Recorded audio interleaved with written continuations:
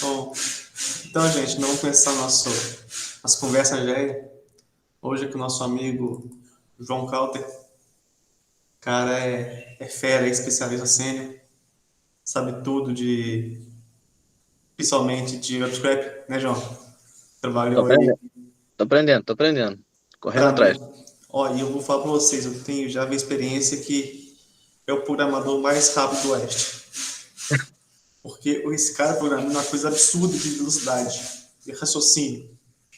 É, mas eu ia falar um pouquinho de vocês aí. E João, todo seu, pode, como quiser, como achar melhor, divirta-se. Beleza. Bom, a galera aqui já é iniciada, né, nesse mundo do tratamento de dados. Acho que não preciso nem falar do como é que começa e tudo mais, né? Como é que vai a evolução de dados. Mas, basicamente, na minha carreira, eu comecei vendo em banco de dados relacional, né? Foi quando eu sempre trabalhei em área de planejamento, forte em telecom, e trabalhei os últimos 2 anos na área elétrica. E, assim, o interessante era o ferramental que tinha à disposição, que era SQL Server, junto com ferramentas para poder gerar alguns relatórios e fazer alguns modelos, mas ainda naquele modelo década de 70, década de 90, Excel, né? Não que eu seja da década de 70, mas nasci em 80. Mas era o que tinha disponível na época. E galguei toda a minha carreira trabalhando em cima de dados, assim, onde eu conseguia criar meus processinhos de ETL, carregar para dentro de um banco, um SQL Server gerido por TI, onde tinha lá a segurança da informação, tinha backup, tudo mais, toda aquela parte que é relevante. No começo foi com um banco local, mas depois acabou sendo formalizado, né, por TI, que é o melhor do mundo. E a partir dali ganhar velocidade, né? Uma vez alinhado as informações com todas as áreas que são fornecedoras de informação, eu montava lá meu banquinho para poder montar meus relatórios, minhas prévias, meu orçamento. Eu trabalhei muito na área com viés financeiro, nessas áreas de planejamento. Então, fazia orçamento anual, fazia prévia de resultado, fazia explicação executiva, entendendo a partir do dado operacional, né, da evolução que estava acontecendo, seja de tráfego de dados, tráfego de minutos por cliente, por linha de negócio, por billing, homem, tudo que vocês possam imaginar no mundo de telecom, traduzia isso para dinheiro para poder tentar fazer uma previsão, mas ainda muito longe da modelagem que é o escopo aqui, é uma coisa bem simplória, mas que dava para o gasto na época, porque não se tinha também uma granularidade muito grande de informação como tem hoje, né? É, quando vem Big Data e quando vem a evolução tecnológica, né, começa a vir informação de tudo, desde ping, log do que você tá, onde você passou, que foto você tirou, quanto você tirou, quem você curtiu nas redes sociais. Então, acho que um post gera 70 milhões, 70 terabytes de informação, que a gente comentando, retuitando no Twitter, ou reenviando, né? Repostando a informação, curtindo, fazendo tantas interações que você tem muita informação. Aí você imagina isso num mundo para a indústria, onde você consiga. O Igor estava dando os exemplos de projetos que ele já tinha trabalhado no primeiro contato que eu tive com ele. Assim, sensores que captam informações para poder saber, desde pequenos ruídos em equipamentos e como é para poder, a partir dessas informações, saber a saúde, né, a vida útil desse equipamento, propensão dele ficar ruim e tudo mais. Assim, a quantidade de dados explodiu. Daí vem a ideia do Big Data, né? Vem o banco de dados vem os bancos de dados no ciclo, vem as mais variadas formas de você guardar informação. Você sai daquele mundo quadradinho, do banco relacional, onde você tem um esquema definido, tabela, colunas e tudo mais, e começa a vir os schemaless, né? O MongoDB bombando, que é um banco de dados que é como se fosse guardar qualquer tipo de registro. Pensa você preenchendo um formulário, onde eu, quando era solteiro, preencheria uns campos. Uma vez que eu sou casado, tenho filhos, já passo a preencher outros campos. Que já se pergunta qual a idade do meu filho, há quanto tempo eu tô casado, quando eu chego numa determinada idade, também passo a perguntar outras informações. Então você passa a ter dados distintos para situações distintas. Num banco de dados das antigas, você teria diversas colunas que simplesmente ficariam lacunas, com buraco, né? Quando você vai para o MongoDB, você usa um modelo documental que lembra muito um JSON, um dicionário no Python, por exemplo.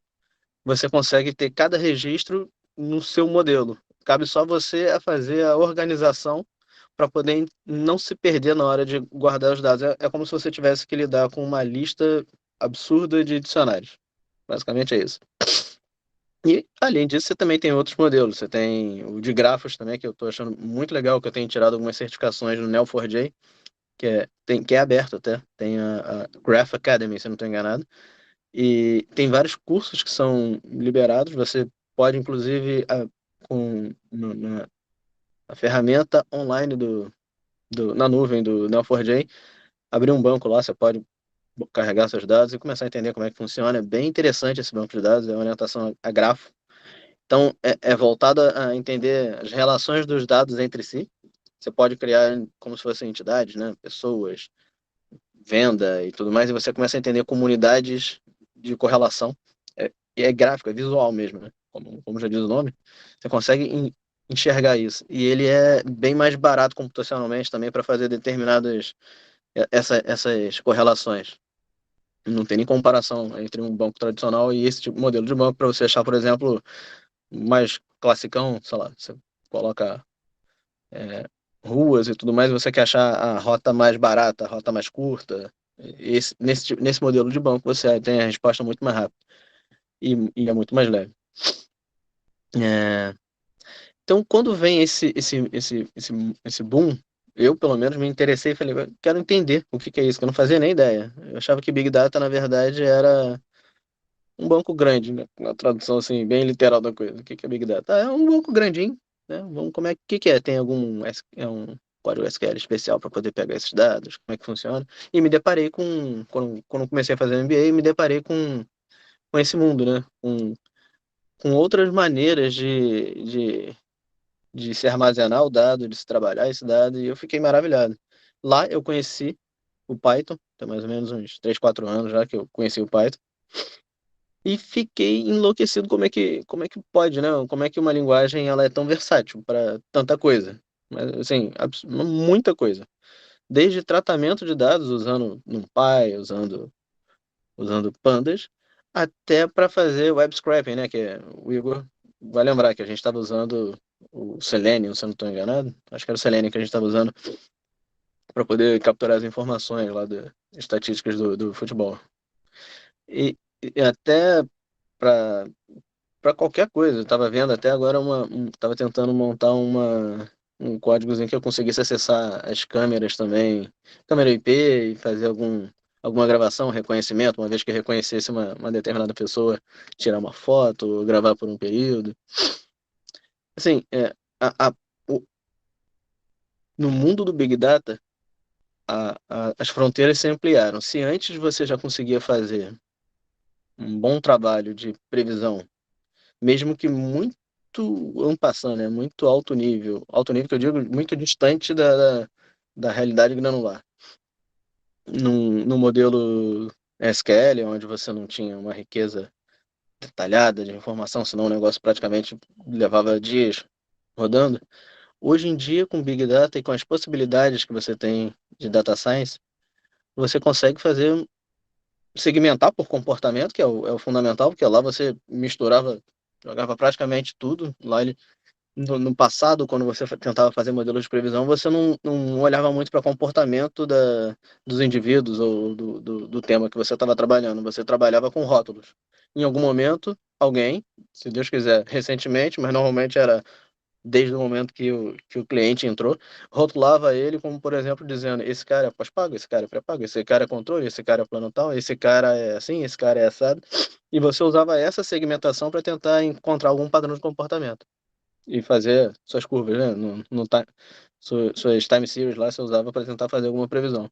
Hoje em dia a gente tem o diferencial, uma vez que a gente consegue trabalhar com uma base tão grande, a gente consegue segmentar por comportamento, que é o ideal, porque as pessoas mudam comportamento, as pessoas, inclusive pessoas que tenham comportamentos iguais no primeiro semestre podem ter comportamentos diferentes no segundo semestre, dado, sei lá, clima, renda, viaja, não viaja, sei lá, tem 500 variáveis. Você tá falando alguma coisa, Igor? Tá no mudo.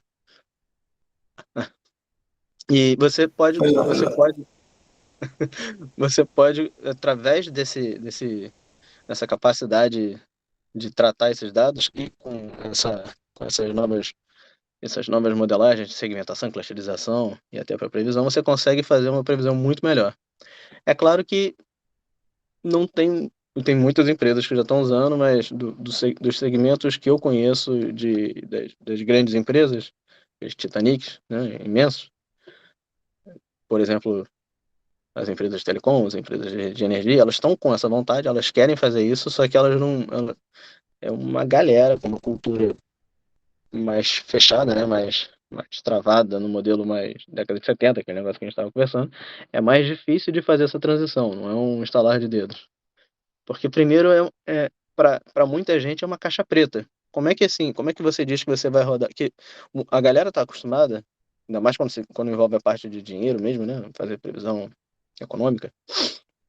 Como é- eles estão acostumados a você vai mostrar os que eles chamam de P por quê, né? Você vai ter lá os evolutivos quantitativos, base de clientes, aí você vai ter um perfil de consumo, vai dizer que cada cliente vai consumir 30 minutos, 30 gigabytes, sei lá, baseado nas segmentações que você fez, e aí você vai chegar no volume X de gigabytes, aí você vai chegar no volume X de grana, você vai mostrando os drivers, né, e vai chegando na grana.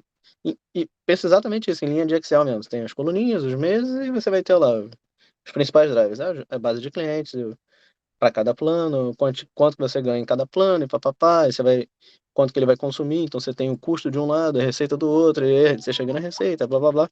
Isso assim, simplificando bem, mas não foge muito o modelo quanto a isso. Então eles conseguem olhar para a base de clientes e falar, não gostei. Vamos dizer que o crescimento vai ser mais agressivo do que a matemática, olhando o histórico, está me dizendo aqui. E eles forçam a mão. Ou então, não, vamos dizer que a gente vai conseguir fazer um trabalho de redução de custo aqui, papapá. Quando você vai para uma modelagem com data science, é mais complicado de mostrar para os executivos, para a galera que toma as decisões, né, que bate o martelo, ah, como é que você como é que você justifica essa projeção que você fez, que ela está aderente. Você simplesmente começar a apresentar os indicadores que você tem, né, para dizer, mostrar que a curva de erro não está tão grande e tudo mais, isso não encaixa, o cara não entende muito da parte de estatística, o cara não entende lufas, principalmente da parte de data science. Mas esse é um movimento que está acontecendo e que as grandes empresas estão vendo que elas estão ficando para trás. E que, sim, é algo que funciona, sim, que dá certo, muito certo, não tem nem, isso aí já não tem nem. Antes eles ficavam muito na dúvida, não, será que isso aí dá certo mesmo? Acho que isso é mal furado, não sei o que. Eu já tive conversas sei lá, 5, 6 anos atrás com um grande amigo, um gestor, que hoje em dia está voltado, está tentando entrar nesse mundo. Está tentando trazer isso lá para a empresa. Mas que antes ele falava, não, acho difícil, porque não tem como você justificar. Hoje em dia ele está focado nisso. Que ele já viu que não tem como fugir, ele vai ficar para trás. Então, esse mundo do Big Data tá vindo com força, tá vindo com tudo, e as empresas estão percebendo que dado, desde sempre, né? Informação é o valor que existe para você fazer qualquer coisa. Né? Desde que a humanidade, quem tem informação consegue prever, ter uma ideia do que pode vir a acontecer e tomar as melhores decisões. Isso estamos falando desde, sei lá, desde lá do feudalismo, lá desde a época que se obrigava as pessoas a contar alguma coisa, que se vigiava os passos de alguém e tudo mais. E hoje em dia, você tendo a possibilidade de coletar dados da forma que se tem, beleza, estou com os dados aqui, mas e agora? O que eu faço? Aí entra um mundo inteiro do, de data engineering para você poder fazer seus data lakes. Se eu não estou enganado, era Vinícius, era o Ronaldo que estava falando, acho que foi o Ronaldo, né, que saiu agora, que foi para outra empresa, estava falando sobre o data lake. Só para você construir um data lake que seja saudável, que seja organizado e que tenha um mínimo de estrutura, que você não tem que mudar no mês seguinte, né? Você tem um mínimo de previsibilidade sobre as ações que você vai fazer e que tipo de informação que você vai capturar, você já tem que sentar e já tem que pensar bem. E aí é uma parte de modelagem de dados, que é fundamental, mas é complicada se você não conseguir pensar alguns passos na frente. O Igor lembra lá quantas vezes a gente teve que mudar o nosso datasetzinho lá, conforme a gente. Não, pô, acho que poderia pegar essa informação que vai ajudar a gente aqui. Você imagina, isso a gente estava num projeto tranquilo, a informação já estava ali, era só capturar tudo mais, não era uma dor de cabeça. Você imagina isso para uma empresa que tenha três negócios com subdivisões e não sei o que, e planos e vertentes e não sei o que lá. Então, montar essa modelagem de dados já é um belo desafio por si só, né? Tratar esses dados, criar os ETL, né, para poder fazer essa, não vou nem dizer tratamento, tem fazer o ETLzinho tem a parte lá de tratamento, né, de transformação, mas uma coisa básica, só para poder gravar dentro do banco. Fazer esses processos todos existirem sem nenhum tipo de problema, que eles, né, costumam sempre dar algum probleminha dia a dia, e fazer a manutenção disso também já é uma grande dificuldade. Fazer isso aí, essa constância. É difícil você montar um ETL e falar, não preciso mais tocar nele, nunca mais. Não.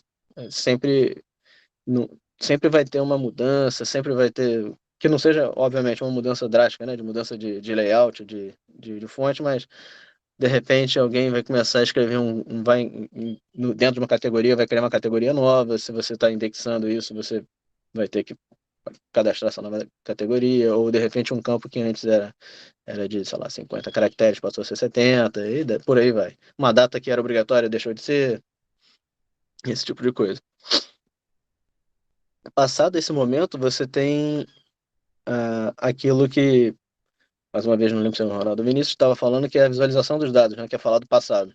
Que num primeiro momento é até divertido, né? Você começa a descobrir um mundo de ferramentas de BI, você tem Power BI, você tem o Tableau, você tem o Qlik, que é mais antigo ainda que o Tableau. O Qlik, se eu não estou enganado, foi o primeiro, né? Ferramenta de BI que se lançou para o mercado. E você tem até umas outras várias perdidinhas, pequenininhas. Tem uma que eu gosto muito, que é do Python, que é um módulo do Python, se chama Plotly, que é bem legal, bem maneiro. E você consegue, o mais legal do Plotly é que você consegue montar suas visualizações do que você quer fazer, dos gráficos. É relativamente simples até. No site do Plotly você tem vários exemplos. E você tem como extrair e gerar um HTML estático dessa visualização, com JavaScript por trás, que continua dando a parte dinâmica do gráfico de tira série, bota série, diminui zoom, não sei o que, tira foto, continua existindo. Então, como ferramenta, ele é bem interessante. Ele é bem legal, esse Plotly. Mas aí, passado disso, né, passado da visualização, você tem o quê? Aliás, ainda dentro do mundo da visualização, um risco, pelo menos, que eu vi isso várias vezes acontecendo, e olha que eu nem tinha tantos dados, mas eu vi isso acontecendo com... Primeiro, né, que lá no passado a galera não tinha uma ferramenta de visualização, então a gente ou montava isso a partir de Excel, que era uma coisa horrorosa, VBA para tudo quanto é lado, uma coisa assim, era um transtorno. Ou fazia isso também pelo Access, que também envolvia VBA, mas eu achava que era mais tranquilo. Mas a galera gostava mais era que fosse feito os painéis em Excel. Mas o grande risco, o grande risco, meu filho, mas o grande risco era você montar uma, uma ferramenta dessa que dava um trabalho danado, você montar diversos gráficos, você tem que primeiro fazer um tratamento desses dados, né, de consolidação e tudo mais, montar esse fluxo da base XPTO que você sai, para poder montar esses gráficos, você vai mostrar a evolução de alguma coisa, a relação de uma coisa com a outra, a proporção e tudo mais, e você chegar à conclusão que o cara que pediu não estava nem entendendo o que ele estava querendo, e você fez aquilo tudo à toa. O que é muito comum, porque as pessoas estão acostumadas a fazer aquelas solicitações que é ad hoc, que é para o Excel. Ah, não, faz um estudo assim, assim, assado. que é diferente quando você vai para um painel desse de BI, né? Que você, quando vai fazer um estudo, você entende que você está fazendo um estudo. Que muito provavelmente esse estudo é uma coisa pontual e ele não vai ser uma coisa corriqueira, senão você está fazendo uma rotina, não está fazendo um processo já compreendido como relevante, como importante, como corriqueiro. Não, você está fazendo um estudo. Então a mentalidade de um estudo é vamos, né? Vamos ver qual é. Então você começa a montar alguma coisa, monta uns gráficos aqui, vê, começa a ver uma correlação de determinado dado com o outro. Só que quando você vai para um painel desse de BI, dá trabalho. E dá muito mais trabalho do que fazer um estudo. Até porque o estudo, teoricamente, deveria ter vindo antes, né? Então, fazer esses painéis é um desafio legal, mas é importante entender também o que que você vai, para que você está fazendo. Você tem dois momentos na carreira aí. Um é quando você é o cara só da parte da ferramenta e não entende o negócio. Eu nunca tive essa oportunidade, eu sempre tive dentro do negócio e comecei a usar as ferramentas de tecnologia. E o outro é você, e aí eventualmente chamavam algumas pessoas que conheciam da tecnologia para poder me ajudar, ou até mesmo aprender com elas, né? E o outro é você entender do negócio e conseguir discutir, né? E propor como montar essa ferramenta, como montar esse painel, como fazer os seus controles, quais são os KPIs de verdade, né? Que o pessoal chama tudo de KPI. Vocês podem chamar tudo de PI, agora de KPI é dose, né? É chave, os indicadores chaves de performance não. Eu já ouvi a grande frase que eu acho sensacional, que era quais são os KPIs chaves? Eu falei, todos, né? Porque se você souber traduzir, você vai descobrir que K é a chave. Mas tudo bem. Então, passada essa parte da visualização, que é muito legal, no primeiro momento, você descobre que é o mais divertido, pelo menos eu sempre achei, né? O mais divertido é você fazer análise em cima disso. Aí você começa no mundo de analytics, né? Que é você entender, a partir dos dados que estão acontecendo, o, o que está por vir. E fazer as previsões. Olha, vai dar ruim. Muda a rota, vira para cá, vira para lá. Aqui tá demonstrando que tem algum problema que pode vir a acontecer. Algo aconteceu aqui, não estou entendendo o que. E aí sim entra o mundo de modelagem. Mas qualquer tipo de modelagem, seja modelagem do passado, seja modelagem de ML, né? Agora, de machine learning, de, de data science em geral, que você possa fazer.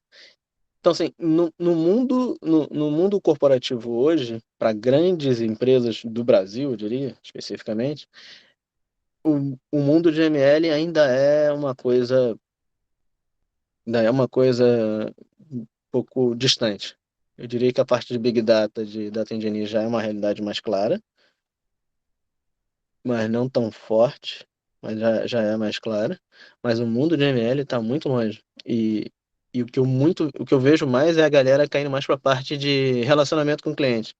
É como se eles só quisessem entender como é que tá a satisfação da empresa com o cliente. Porque onde eles conseguem ver na parte de care, né? Qual é o volume de chamados abertos, quais são as razões, aí começam a ver aqueles textos de sentimentos e tentar entender como é que está a satisfação do cliente. Sendo que existe um mundo todo além disso, que é desde entender o perfil de pagamento do cara, quanto tempo o cara atrasa, o que acontece, em que momentos que isso acontece, quais são os grupos, quais são as faixas de consumo que provavelmente vão ter alguma coisa correlacionada com as faixas econômicas e daí por diante. Então, assim, eu vejo que no mundo corporativo, quando você chega com um viés de dados, você já chega com quase que com um canivete suíço na mão. Eu ontem estava fazendo uma entrevista, aí tá dizendo que eu trabalho na Enel, mas eu saí da Enel, fui desligado da Enel agora em maio. Eu estava lá em Customer Intelligence. E ontem eu estava fazendo uma entrevista para ir trabalhar na TIM. Fiz a entrevista com o RH e já com o gestor, nunca vi disso, no mesmo dia, já as duas entrevistas. E eu estava conversando com um cara, né, que estava querendo alguém na área de planejamento e controle, que é justamente minha expertise de anos, para fazer a parte orçamentária, prévias e tudo mais, mas com um viés de dados, que ele estava querendo montar alguns Power BIs, porque ele não aguentava mais ficar fazendo ele não concorda em ficar fazendo aquelas apresentações, books de 200 slides e não sei o quê, porque ele já entendeu que muito mais vale ter uma ferramenta de BI que consiga abranger todas essas visões, né, que você faria no book, para você poder ter livre navegação e tirar seus insights dali. E, claro, montar uma apresentação quando você quiser contar uma história, né? Que é o que faz sentido. Só dali eu já achei sensacional. Falei, gente, o cara tá ligado, gostei dele. Muito. E aí, o mais interessante é a parte da visão. Assim, ele estava interessado realmente em mergulhar nos dados. Ele falou, não, a gente está com a gente contratou no Google, a gente está com um banco de dados lá robusto, a gente vai ter os dados assim, assim, assado. E quando você fala de telecom, você está falando de uma quantidade absurda, né, de clientes, imagina de dados. Está falando de milhões e milhões de clientes, você imagina a quantidade de dados que você vai ter relevante desse cliente, quando você vai para a parte do comportamento. E assim, é uma área bem interessante para se trabalhar. E quando eu falei que tinha esse MBA em Big Data, minha experiência, do que eu já tinha feito já, até mesmo na TIM, que eu já tinha trabalhado anteriormente, e o que eu conheço, as ferramentas que eu posso trabalhar, ele falou, sensacional. Ficou bem interessado. Não sei se eu vou conseguir passar ou não, mas ficou bem interessado na, na, na junção, né? Mas aliar o conhecimento de negócio, algum conhecimento de negócio específico, né? Porque não é o conhecer, independente de eu ter trabalhado com telecom ou não, claro que ajuda, mas algum conhecimento de negócio, um viés comercial, um viés operacional, um viés financeiro, seja ele qual for, junto com a capacidade da ferramenta, que no meu caso, a ferramenta para trabalhar com dados sempre foi meio do processo, nunca foi fim, que é diferente de você focar em trabalhar com, sei lá, só com um banco de dados, que é a modelagem, onde o seu trabalho termina ali e começa de outra pessoa. Você está responsável pelos fluxos de ETL, onde alguém já montou um banco para você, e seu trabalho é garantir que aqueles dados e acabou, e depois eu começo o trabalho de outra pessoa. E daí por diante, até na parte de visualização, né, montar as ferramentas de BI e tudo mais. Não sei se vocês concordam com o que eu estou falando, tem muita gente muito, muito mais experiente do que eu aqui, mas se quiserem falar alguma coisa, pode sentir à vontade, por favor. Se não quiserem falar também, não se sintam forçados. Mas eu acho que isso que tu está falando a gente passa. E pela empresa lá onde que eu estava trabalhando, que enfim, que o Fábio trabalhou também, justamente isso que tu falou aí de concentrar a mão em uma pessoa, e foi um dos motivos também que me fez eu repensar em algumas coisas, porque eu tava sendo uma pessoa que tinha um potencial para pegar outras ideias, sabe? Por mais que eu estou iniciando essa parte de dados, é muito interessante esse processo inicial, porque é aqui que tu aprende mesmo, entendeu? Tu vai atrás, eu levava alguns problemas para o Igor, enfim, e é o dia a dia, né? Mas justamente o que eu estava dizendo ali de concentrar a centralização é o processo que eu passo a vida inteira, né? Desde a parte de tele, que a gente falei, até a construção na ponta. Então, mas tu nunca sabe tudo, sabe? Isso que é legal. E até tinha uma consultoria lá que eles estavam implementando, porque a gente estava com um grande problema de desempenho, porque chega um momento que tudo é desempenho. E tu já viu Sim, de sim. tudo e tu não sabe o que fazer. E eles estavam montando os stages, e foi até um conceito novo muito bacana, sabe? Que tu traz todas as tabelas para o stage, e depois do stage tu cria as views, e daí tu começa a modelar o teu data warehouse a partir das views, sabe? E é um conceito que para mim não, vinha direto do ETL para o DW, né? Criava o job lá, porque a gente não tem na nuvem, né? É tudo on-premises. E daí esses tempos também eu fui lá na Klabin, que é a maior produtora de celulose do Brasil e talvez do mundo, ali que ela reside no Paraná, né? Eu sou do Rio Grande do Sul. E eles trabalham com nuvem também. É outro universo. Cara, eu saí do on-premises para ti para nuvem. Cara, o poder de tu crescer, de tu aprender, de tu. E assim, eles também têm os problemas, como cada empresa tem, né? A gente foi alocado para resolver. A gente resolve problemas, na verdade, o funcionário, né? Graças a Deus as empresas têm problema, né? É isso aí. E justamente, cara, é uma coisa totalmente diferente. Big Data, a forma como as pessoas são divididas, sabe? Tem seus problemas, tem.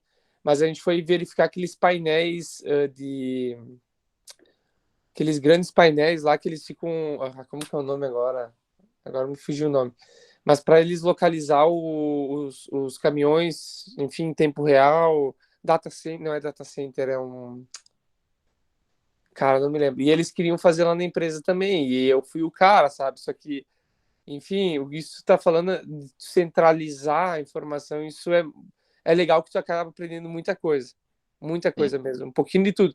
Só que tu, tipo assim, tu não fica especialista em uma área, né? Que nem tu falou ali, tu não fica especialista na parte de engenharia, nem na parte de análise de dados, que nem eu entendo, eu ia a campo para entender o negócio, voltava com a ideia, modelava, criava, gerava, entregava.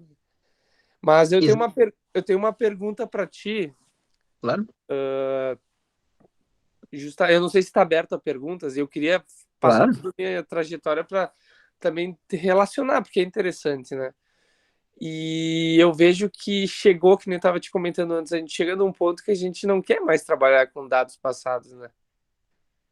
Que a gente Sim, só sim, sim. visualizar os dados passados já não faz mais sentido, porque o pessoal muito. E outra, uma coisa que eu vejo na regra de negócio, tá, João? É que a galera já tem esse insight de pensar para o futuro. Eles geram os modelos deles nas entrelinhas, que é um ML, entendeu? Tipo, mas é uma previsão assim bem enxuta, assim, eu vi que lá no passado a gente comprava X. Eu acho que o pessoal vai comprar Y aqui na frente. Tu entendeu? Sim, sim, Só que é sem um gerar modelo modelo de previsão estatístico. linear, bem bestinha, na verdade. Não tem muito Isso aí. mistério. O pessoal já sabe, só que, tipo assim, é um conceito novo, que nem Power BI quando iniciou. E minha pergunta é, quando que tu teve nesse mundo do ML, enfim, que tu participou dos teus projetos, o que tu se deteve no início, assim? Eu costumo perguntar porque uma base bem solidificada, cara, tu constrói qualquer coisa, né?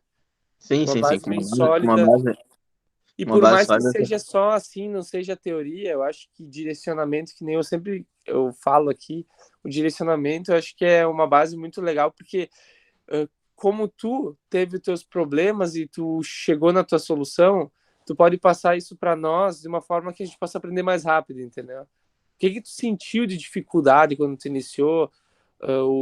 Quais foram as decisões que tu tomou? O que tu sentia que foi o que tu botou em prática e que não funcionava, que funcionava? Enfim, traz teus problemas para a gente entender também alguns projetos teus, para a É, não, gente saber, sabe? com relação a ML, eu nunca trabalhei com ML propriamente dito.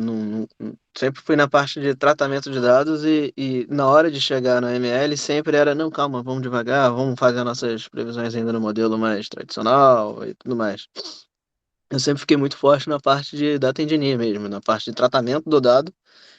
E o mais próximo que eu já cheguei de ML foi na Enel, que a gente estava querendo montar uma uma previsão. A minha ideia ali era como fazer uma previsão de energia. Imagina você que uma empresa de energia ela tem que projetar a quantidade de energia que ela vai demandar, né? A que distribui energia, né? Que não que produza, mas é que distribui. Quanto que ela vai demandar para ela poder comprar. E é diferente da quantidade de garrafas que você vai precisar para poder envasar seu suco. Porque se você errar a quantidade de garrafas, você pode ir ali no fornecedor e comprar um pouquinho mais de garrafa que não tem nenhum problema. Ou o cara dá uma acelerada lá na produção e tudo mais. Agora, com relação à energia, você tem que prever 10 anos e com uma margem pequena de erro, porque você não consegue brotar com uma empresa, uma usina elétrica, né? Então a previsão de energia é uma coisa muito sensível, muito sensível. Se você erra muito para cima, você gasta dinheiro à toa. Você vai comprar e não tem para quem distribuir, e você vai ter que pagar, porque você disse que ia precisar.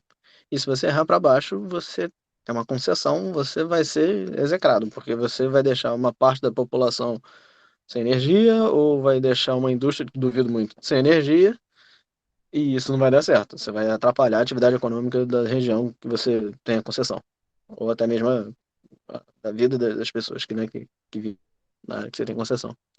Então, quando eu estava lá, a gente estava pensando em fazer um modelo que acabou não indo para frente, que a gestora não gostou da ideia.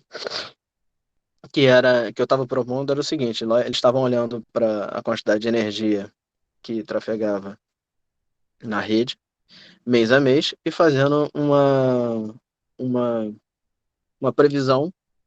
Não era uma previsão linear, era uma previsão que é multivariada. Eles davam alguns indicadores que tivesse alguma correlação na curva, então ele tinha uns 200 indicadores econômicos e tentavam fazer essas correlações do comportamento com esses indicadores para descobrir qual indicador que tinha maior aderência, né, com a curva de comportamento para usar esses indicadores para prever para frente. E eu estava propondo exatamente partir pelo mundo que eu conheço. Falei, bom, em telecom, quando eu trabalhava com isso, eu achava que você tentar prever uma consequência de diversas variáveis, e daí o pouco de conhecimento que eu acho que eu posso dar para vocês é você tentar prever uma consequência final de 500 mil variáveis no meio é mais complicado do que você ir isolando, né, os efeitos. Em vez de você tentar prever a energia de cara no final, que tal seria prever primeiro a evolução da base de clientes? Porque você pode ter uma energia crescente com uma base estável, ou você pode ter uma energia crescente com uma base crescendo também. Significa que o perfil de consumo não muda, e o que está fazendo aumentar o volume da energia consumida é a quantidade de clientes que está plugado na sua rede, no caso de energia especificamente. Ou então você pode estar com uma base estática e, na verdade, é porque o pessoal está lançando tudo. Eles começaram inventando TV, já tem aspirador de pó, já tem a cafeteira, agora eles inventaram também sei lá, a escova elétrica já existe, e eles começaram a inventar tudo que você possa imaginar elétrica. Agora também já tem a cadeira elétrica. Você assovia, ela vem, senta, você só precisa se abaixar, você não precisa nem andar até a cadeira.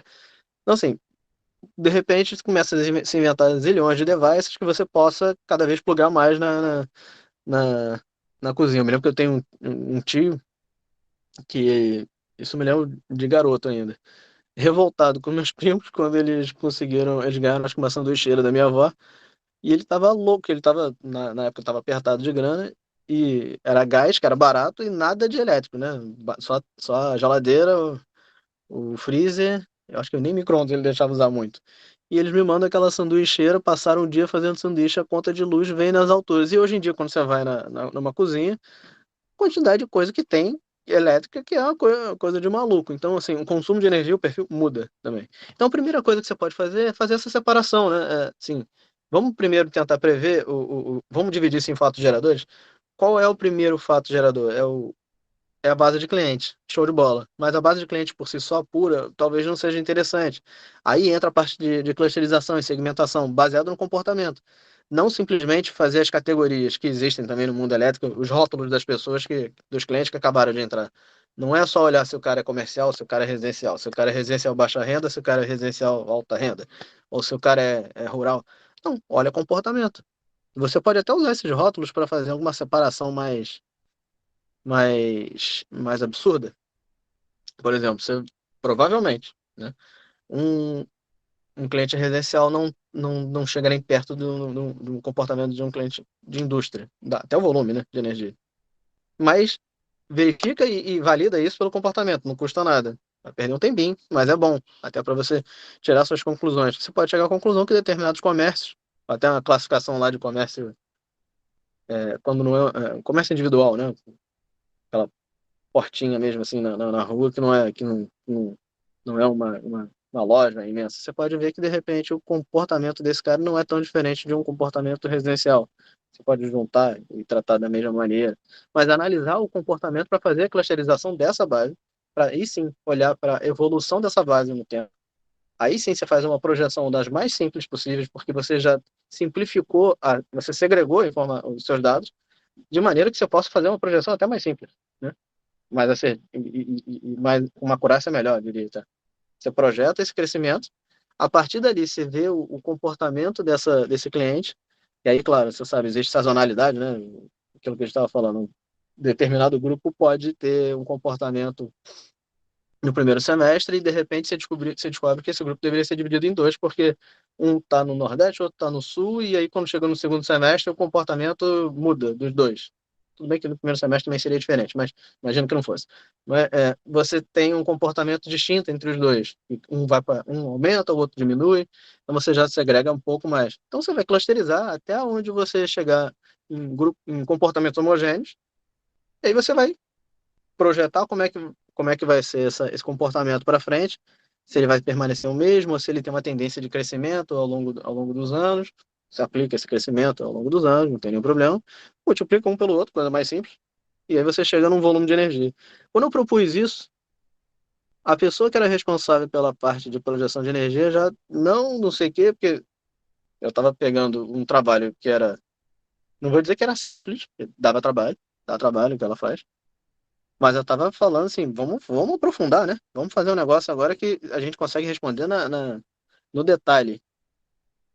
A galera não curtiu muito a ideia, não foi muito para frente, mas é a maneira que eu conheço, pelo menos, de trabalhar, onde você tem a melhor chance de acertar e mais, você tem a melhor chance de explicar aonde você não está acertando, porque da maneira que é feita, quando você fecha tudo num negócio só, e diz vai dar tanto, quando dá o tanto mais 20% ou menos 5%, seja lá o que for, sabe muito bem o que explicar, porque você vai falar por indicadores econômicos, que era o que você se balizou para fazer a curva. Você vai falar, não, mas eu estava achando que esse indicador econômico ele fosse ser um crescimento do PIB de 0,5%, ele foi de 1,9, e isso tem um impacto X na curva, e o negócio fica um tanto abstrato, muito abstrato.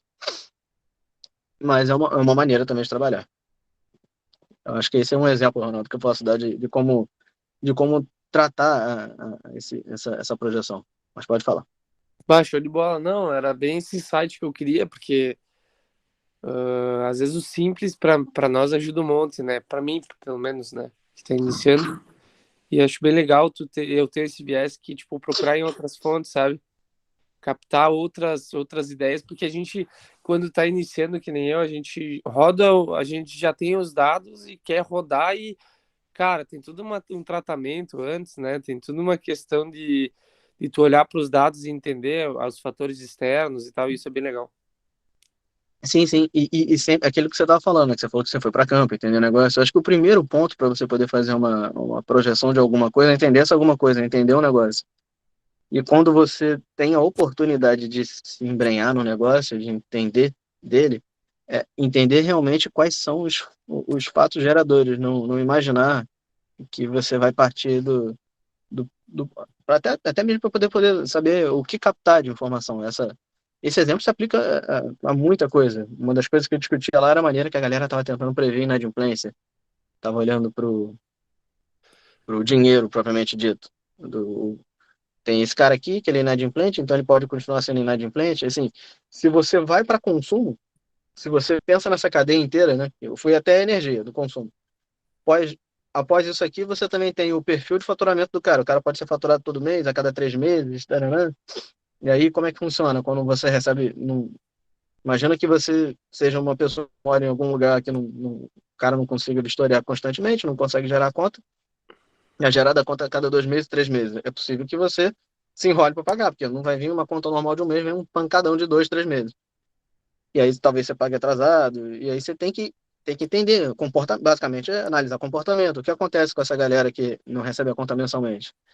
E, e o que acontece com o inadimplente? Será que ele é inadimplente porque ele costuma não pagar, ou será que ele é inadimplente porque alguma coisa aconteceu que o perfil de consumo dele subiu, a tarifa específica dele deu uma explodida, é um período do ano que ele se enrola, porque o perfil de consumo sobe, o cara não, né? Você pode até de uma hora para outra gastar mais, mas ganhar mais é mais difícil. Fala aí, Gustavo. Bom dia, João. É muito legal que eu estou tendo a oportunidade de mexer um pouquinho com isso agora. Aí eu só queria perguntar se você já trabalhou com isso em específico. Pega o perfil de consumo da pessoa, disso gera rótulos, e depois, com esses rótulos, você treina a máquina num modelo de aprendizado supervisionado. Aí você consegue prever se uma pessoa vai ser um rótulo ou não. E desses rótulos você consegue ver se uma pessoa é inadimplente ou não. Sim, sim, sim. É essa. Você entraria na clusterização né? É, O Igor, então, conhece muito dessa parte. Ele é o, é. é o cara que melhor pode falar sobre isso, mas a partir do comportamento dessas pessoas, você vai criando os rótulos, vai criando sua classificação, né? Sabe? Esse rótulo nada mais é uma maneira de classificar esse cara. E a partir dali você consegue fazer a clusterização e fazer a segmentação do seu cliente lá. Esse cara tem esse perfil de consumo, então eu vou chamar ele de A, o outro eu vou chamar de B, o outro eu vou chamar de C, o outro eu vou chamar de C1, C2, que tem um detalhe aqui que é interessante, e aí daí vai, e aí você consegue fazer a sua previsão. Mas É, esse momento de clusterização é fundamental, Porque, assim, aquilo que eu estava tentando dar um exemplo sobre no tempo, né? Você pode até olhar para um cara, de repente, num ano e falar, ó, esses caras são parecidos, mas eles são antagônicos no começo e no fim do ano. E na média eles são legais, eles são parecidos. Ou eles são iguais só em 3 meses, mas depois deixam de ser. Então, esse momento de clusterização é fundamental para você poder, de fato, segregar esses grupos e dali fazer as suas previsões. Mas pode continuar, Gustavo. Que aí esse rótulo que a gente consegue, ele pode ser, tipo, um parâmetro resposta que a gente está procurando num modelo supervisionado depois, né? Uhum. Boto fé. Obrigado, João. Mas exatamente esse é o poder que com o ML, né, com- junto com esse movimento todo do Big Data, você tem possibilidade de fazer de entender de fato o seu cliente a partir do comportamento, que é o que mais tem valor, na minha opinião, do que eu uso o conceito de falar de um rótulo lá no começo, que o rótulo é como se fosse uma coisa estática, né? Se você for parar para analisar, esse rótulo que você está falando nada mais é do que uma constatação do comportamento atual dele. Amanhã ele pode deixar de ter esse rótulo, né? Mas os rótulos consagrados, né, de empresas, que é o cara entrou e falou, beleza, você é um small business, você é um consumer, né, um cliente normal, ou você é uma indústria, o que que você é? Esses são rótulos que, pro resto da vida. Não interessa se você vai gastar 3 vezes mais, vai consumir 3 vezes menos. É um rótulo e vai ficar com aquele rótulo pro resto da vida. Não está nem um pouquinho preocupado com o seu comportamento. E tudo aqui se baseia em analisar comportamento e, a partir do comportamento, inferir, projetar, prever, fazer alguma coisa do gênero. E esse é a Excelente. grande sacada, é fazer essa clusterização, entender quais são os fatos geradores para você poder segregar e, de repente, ir no dado mais original, mais da origem possível para poder prever a cadeia como um todo. Porque você, É, quando é apresentado aos dados, o cara pode te dar um dado e falar, olha só, tá aqui, eu tenho essa aqui, a quantidade de energia, eu queria prever a inadimplência. Você pode falar, não, mas eu preciso ir a energia só, porque o cara também pode ter o consumo, pode ter aquele negócio todo, evolução da base, blá, blá. Eu preciso olhar para trás também disso aqui. Você precisa entender o negócio para falar desse ponto aqui não é o ideal de partir. O ideal é partir de antes, projetar e chegar até lá na ponta final, na cadeia final. é que aí a gente pode falar que a gente tem um rótulo que realmente explica o dado, né? Não tira a Exato. arbitrariedade, né? De só falar assim, Exato. é MEI e é MEI, mas na verdade não tem nada a ver uma empresa com a outra. Né? Isso, exatamente. Assim, e é natural para, pelo menos no passado, né? Já tive algumas situações assim, pode até parecer um pouco esdrúxulo agora, mas de falar assim, olha só, não, eu tinha. Quando eu comecei a trabalhar com MVNO, que vi- são operadoras virtuais, as empresas de telecom trabalhavam com operadoras virtuais. Como é que funciona isso? Não sei se vocês já viram, Correios tem telefone hoje em dia, tem telefonia celular. Na verdade, ela é uma MVNO da TIM. A Magazine Luiza tinha celular, MVNO da TIM. Como eu só trabalhei na TIM, só vou te falar MVNO da TIM também. Porto Seguro, seguradora, já foi operadora de celular, inclusive foi a melhor operadora de celular segundo os rankings. Isso que é uma coisa louca. Era da TIM. Isso que me leva a crer também um outro ponto, que é a diferença na qualidade de serviço está na maneira que você atende o cliente, e não na infraestrutura que você disponibiliza, que a Porto Seguro tinha um atendimento sensacional. Mas, voltando ao tópico, MVNO me dava uma possibilidade, me proporcionava olhar dentro do mundo do atacado, que era que eu trabalhava no wholesale, olhar o varejo, olhar o unitáriozinho, né, o clientinho. E aí ali era uma base grande. Eu estava trabalhando com uma base em SQL Server que chegou a bater. Eu cheguei a ter 1,2 bilhão de registros numa tabelinha só. Ali foi um desafio para mim, porque eu tive que começar a trabalhar com índices, e eu já estava com um problema que eu não conseguia. A tabela eu conseguia inserir numa boa, conseguia deletar com uma certa dor. Não, deletar eu já não conseguia, mas fazer update, deletar nem sempre dava, mas fazer update era impossível. Update não rolava, então eu tinha que ter certeza do dado que eu ia botar, porque quando não dava, eu tinha que fazer todo. Tinha criado uma procedura para facilitar a minha vida, mas eu tinha que depois duplicar a tabela só que só com os dados que eu não tiver, que eu não quiser, menos os dados que estão errados, né? Então fazer um corte lá, fazer um erzinho da vida, duplicava a tabela com os índices e tudo mais, tirando os dados que eu não queria, que era o similar a deletar, e aí eu imputava novamente os dados. Mas tudo isso para poder, na hora de rodar os relatórios, rodar com velocidade, né? A dor na hora de fazer a ingestão dos dados era para justamente na leitura poder ser bem ágil, muito ágil. E aí tinha criado zilhões de índices, e esses índices praticamente tornavam impossível fazer um delete, fazer um update na tabela. Mas isso no modelo, né, lá de trás, um SQL Server quadradão, modelo não era NoSQL, né, era bem SQL mesmo. E ali, como vocês podem ver, 1 bilhão e 200 milhões de dados, você tinha muita informação de cada clientinho. Então, quando eu fazia os modelos de projeção de consumo para poder ajudar até as empresas de MVNO que estavam iniciando no mercado, não entendiam muito de telecom, eu fazia algumas clusterizações, tentava olhar alguma coisa de comportamento, né?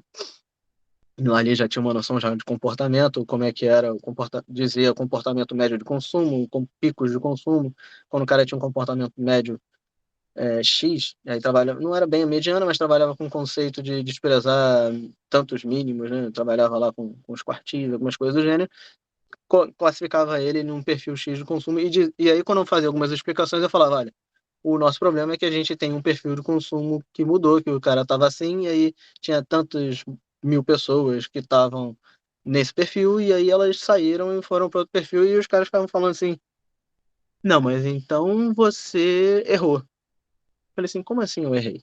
Eu tô te falando que estava nesse perfil, foi para esse perfil. Você está dizendo que não é esse perfil? Ele, não, eu tô dizendo que ele não estava nesse perfil. Você errou ao classificar o perfil do cara. Na cabeça da galera, o perfil é imutável, é um rótulo, é eterno. Então, quando você diz que o comportamento do cliente mudou, é como se você estivesse falando, não, é impossível, não acontece isso. Porque se o cara é small business, ele é small business. Essa era a visão tradicional. E isso é uma coisa que eu acho que hoje em dia já está mais que claro que não dá para ser assim, né? Rótulo é uma coisa e classificar, como você chamou de rótulo, mas fazer a classificação do, do, do comportamento é outra. E esses comportamentos podem mudar. Eles não tendem a fazer grandes variações, mas eles podem mudar. Você pode sair de um comportamento e ir para o outro. E isso no mundo de telecom, especificamente no mundo de pré-pago, não sei se alguém aqui usou pré-pago alguma vez na vida, ou se usa ainda, mas, dado a promoção, eu me lembro que na Oi, eu trabalhei também tempo na Oi, e você via isso quando que eram realizadas as recargas, dado a promoção que se lançasse, mudava completamente o perfil de recarga da pessoa. Porque, hora você fazia uma promoção que era interessante, que era recarregar no início do mês, que durava mais tempo, não sei o que, não sei o que lá. Hora você fazia uma promoção que não valia mais a pena no início do mês, porque ela durava uma semana só, os créditos, 2 semanas, sei lá quanto tempo, o bônus, não sei o que lá. Então, os caras faziam poucas recargas ao longo do mês. Isso é exatamente o que? Mudança no perfil de consumo, mudança no perfil de comportamento. Então, dado um cenário, ele vai se comportar de um jeito, dado outro cenário, se você muda as regras do jogo, ele vai se comportar de outro jeito, é da natureza humana. Não tem como ser diferente. É que a máquina só aprende com os dados que você dá para ela, né? Tem que falar que é assim, não, tá restrita aos dados de tal data até tal data. Esse agrupamento que foi feito, né? É É difícil isso aí. passar isso. Que até isso acontece até com o sistema de recomendação. Você tem que estar toda hora atualizando assim, qual que é o perfil da pessoa, porque uma hora ela tá vendo mais aquilo, outra hora ela tá vendo aquilo, né? Uhum. Exatamente. E a pessoa pode simplesmente estar cansada de uma coisa. Eu mesmo, um tempo atrás, antes do meu filho nascer especificamente, eu estava. Se você for, acho que o YouTube devia ficar maluco comigo, mas eu estava pesquisando muito sobre filosofia. Então eu buscava vários canais que falassem sobre os principais pensadores. Eu tinha uma dificuldade, mas eu gostava muito de um, de um pensador chinês, dos Analetos. O livro dele, dos Analetos, é Confúcio. Eu achava sensacional. Então eu tava porque eu tava afim, tava estudando alguma coisa de filosofia, tava curtindo muito. Depois que meu filho nasceu, meu interesse mudou. Eu comecei a querer saber sobre criança, né? A melhor maneira de cuidar disso, cuidar daquilo, segurar, tratar, dar banho, não sei o que, eu tava morrendo de medo. Não sei como é que o Igor tá, mas eu tinha um medo danado de quebrar meu brinquedinho. E é muito, muito, muito frágilzinho. E hoje em dia eu tô voltando, agora meu filho já tá mais crescido, já entendi já como é que ele funciona bem, a gente já tô muito mais seguro do que tava antes, né? E eu comecei recentemente a dar uma estudada novamente em filosofia, do mundo que eu gosto. E é exatamente o que você está falando. O perfil, ele varia, ele muda. E se você olha para um histórico maior ainda, quando ele começa, se ele tiver ainda alguma coisa, alguma informação guardada do que eu via, porque eu tenho, pelo menos na minha cabeça, eu vou para os mesmos canais, eu vou querer algum conteúdo similar daquilo que eu tinha, que eu olhava lá atrás. Então, para recomendação, então, Isso muito se aplica, assim, as pessoas podem simplesmente ou tá cansou daquele tema, vai partir para um outro, ou porque a vida mudou de algum jeito, vai ter que se interessar por outro tema, né? Basicamente é isso. Alguém mais tem alguma coisa a falar aí? De uma forma geral, o algoritmo de clusterização é usado em sistemas de recomendação, né? Para traquear perfil, né? Sim, sim, sim. Sem sombra de dúvida. Na recomendação de perfil, clusterização é tudo. E é a grande dificuldade.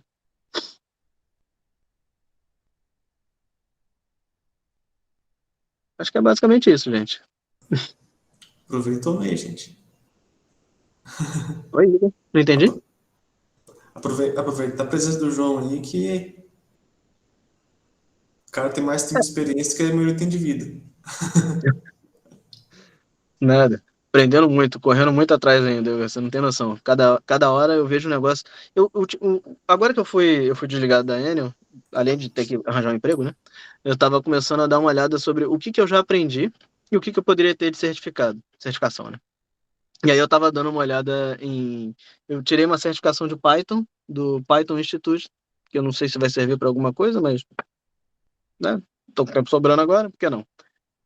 E outra que eu estava vendo sobre esse banco de dados que eu estava falando para vocês, de grafos, do Neo4j, que eu achei muito, muito legal. Eu cheguei a usar ele por, sei lá, 3 aulas da MBA. E falei assim, legal, conheço, né, já entendi, mas, obviamente, 3 aulas você não aprofunda nada.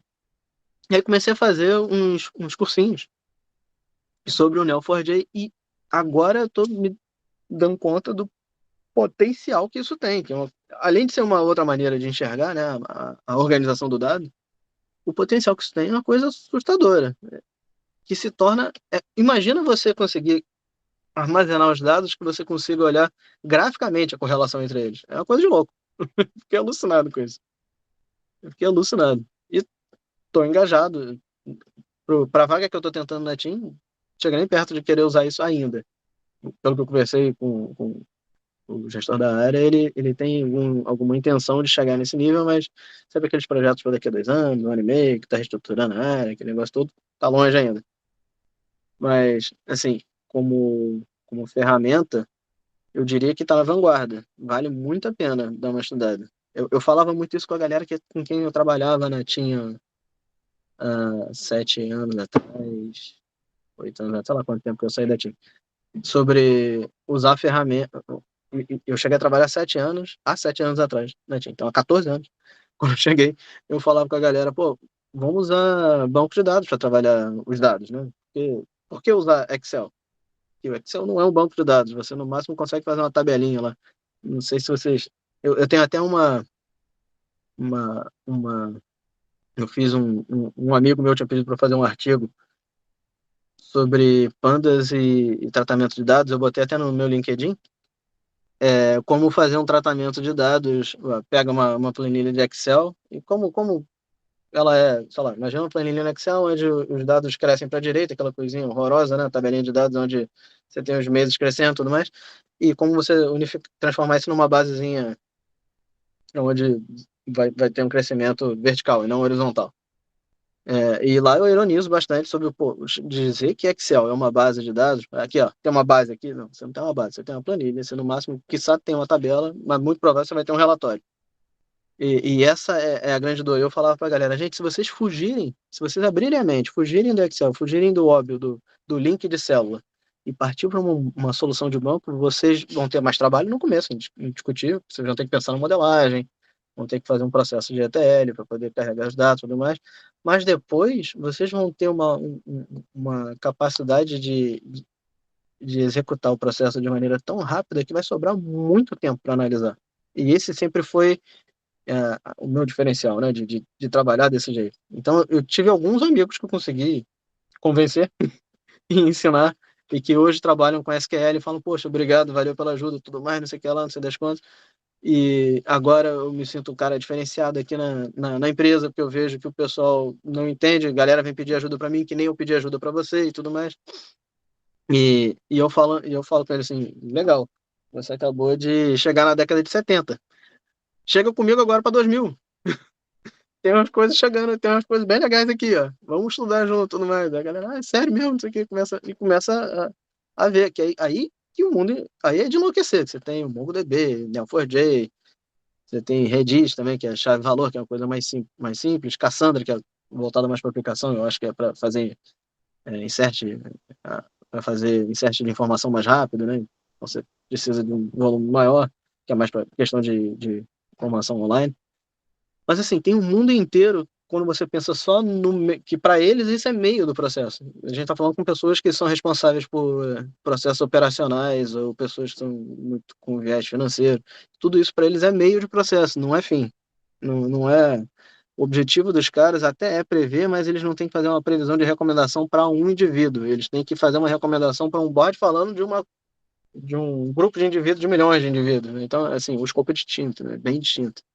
Mas só deles se interessarem, verem o valor de ganhar, e realmente ganhar qualidade no trabalho, isso já acho bem legal. Mas fala aí, Igor. Acho que a gente chegou no fim já, né? São 10 horas. Não, muito bom. Isso aqui, enquanto convidado tem coisa para falar, a gente vai levando. Mas você sabe que eu gosto de conversar, né? A gente ficava conversando sei. muito lá no nosso projeto. Se depender de mim, a gente vai até meia-noite aqui conversando. E, gente, só para avisar vocês que não está não tá exagerando não, tá? A gente tinha planejado começar a fazer 8 da noite até 2 da manhã de terça-feira. Porque era uma troca muito legal, era um projeto bem interessante. Mas eu tô assistindo aqui em 2 pessoas. Príncipe! Lindão demais! Tô assistindo aqui em 2 pessoas. Mas, enfim. Gente, mais uma coisa que querem falar com o João aí? Perguntar mais uma coisa? Aproveita.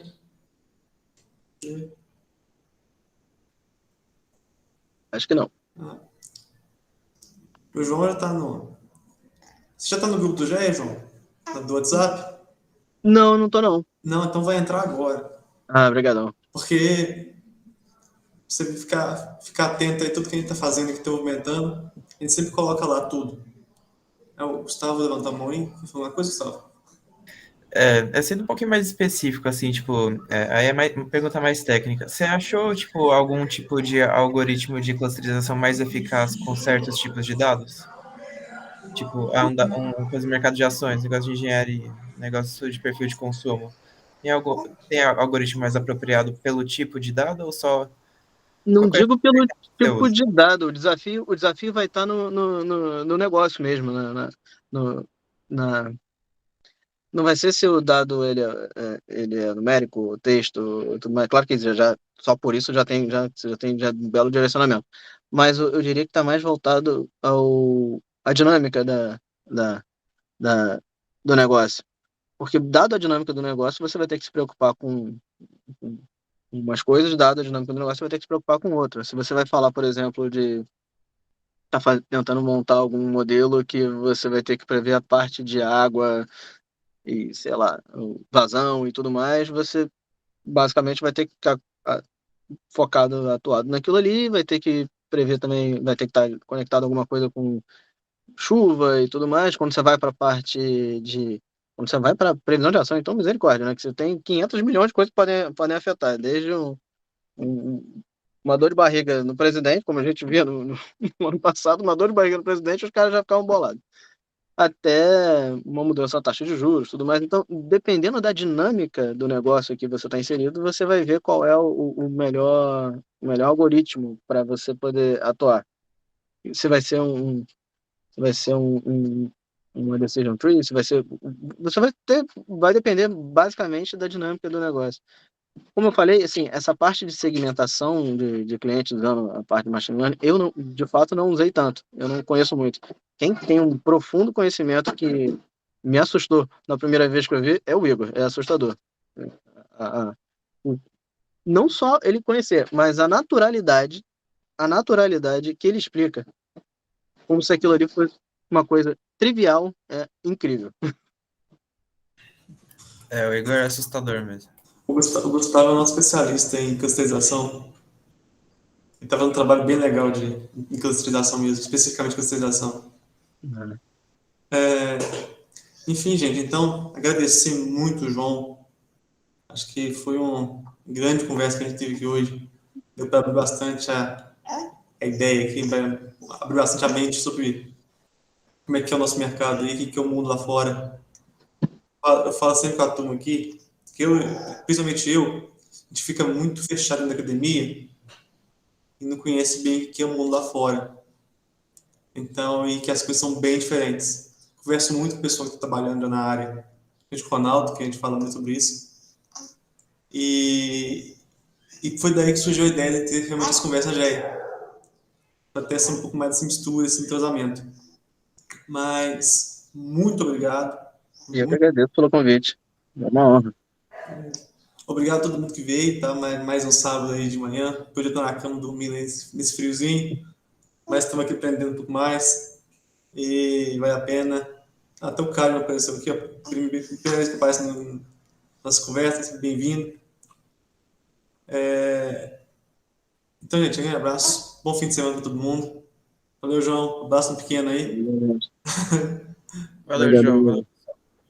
É um prazer, gente. Tchau, Bom tchau. final de semana a todos. Abraço. Atenção. Falou.